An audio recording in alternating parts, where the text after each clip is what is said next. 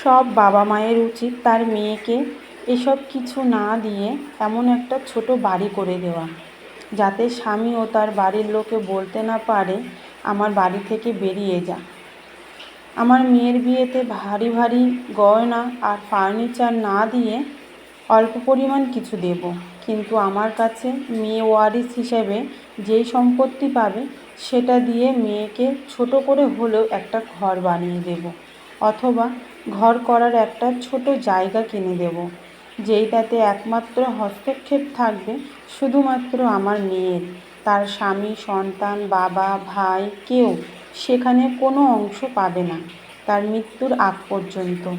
এর ফলে অন্তত কোথাও অবহেলিত হতে হবে না তাকে। আমার মেয়ে যেন অন্তত বাড়ি ভাড়া দিয়ে হলেও মান্থলি একটা ইনকাম করতে পারে।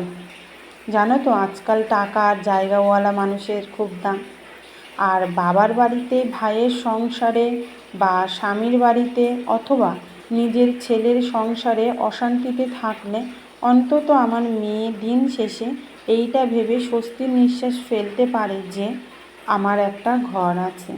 সেই ঘরটাতে গিয়ে মাঝে মাঝে আমার মেয়ে আনন্দে চোখের জল ফেলবে, মন চাইলে বেলা গড়িয়ে ঘুম থেকে উঠবে, দেরিতে খাবে, কোনো কথা শোনানোর অধিকার কারোর থাকবে না।